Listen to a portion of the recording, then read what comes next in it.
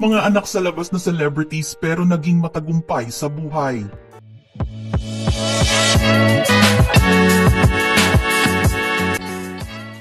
Lea Salonga.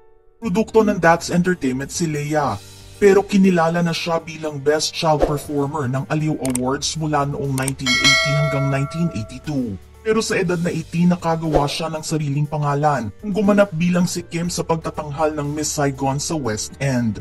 Nanalo siya ng Laurence Olivier Award for Best Actress in a Musical.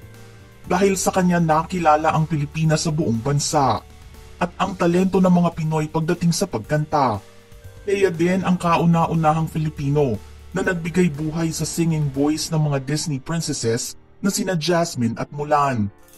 Hindi kasala mga magulang ni Lea na sina Ligaya at Feliciano.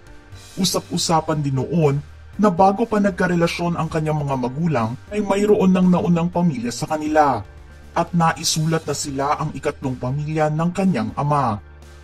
James Reid. Galing naman si James sa reality TV show na Pinoy Big Brother ng ABS-CBN at tinanghal na big winner sa Teen Clash 2010 edition. Pero mas nakilala at nakagawa ng pangalan si James nang iparehas siya ng diva sa dating ka-love team on-screen at off-screen na si Nadine Lustre.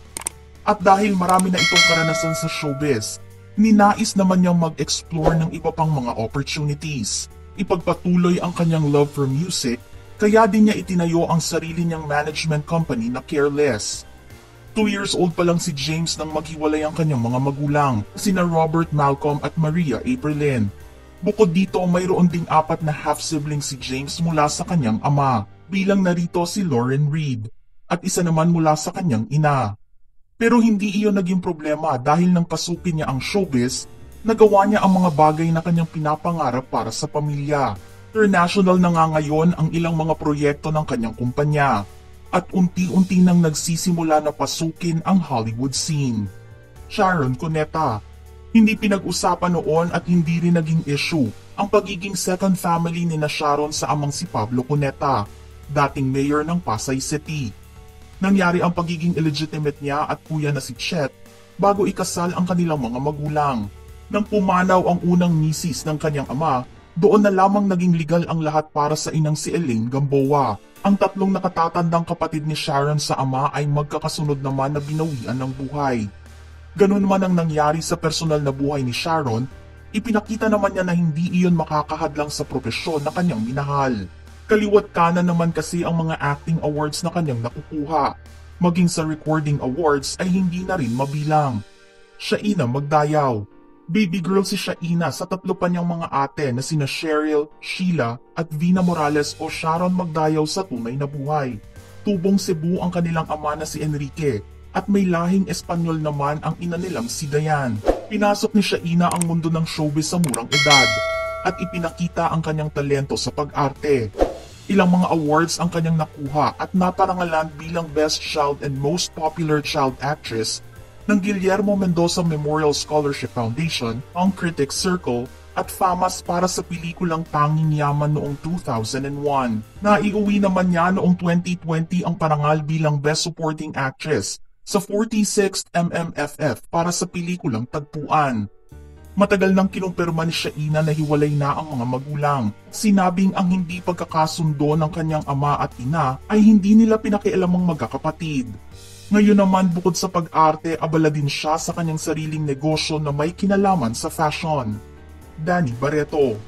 Panganay si Danny sa kanyang mga half-siblings sa mother at father side. Ang relasyon kasi ng kanyang mga magulang na sina Marjorie Barreto at Kier Legaspi ay hindi nagtagal. Pinalaki siyang mag-isa ng ina hanggang sa dumating ang stepfather niyang si Dennis Padilla na siyang nakasama niya sa paglaki. Hindi naging maganda noong umpisa ang relasyon ni Danny kay Kier, pero nagawa naman niyang magkaroon ng relasyon sa kanyang lola Hershey.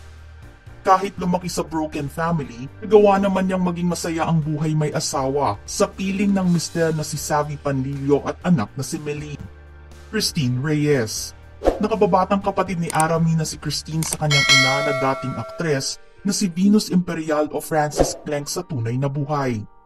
Pero kahit may mga half-siblings sa kanyang ina, hindi naman ito naging problema sa kanyang pagtanda.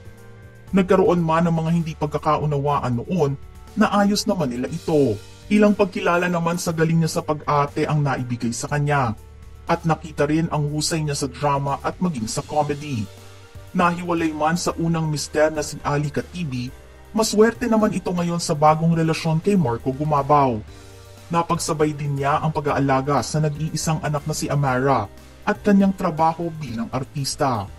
Ano naman ang inyong reaksyon sa ating istorya ngayon? Send in your thoughts in the comment section below.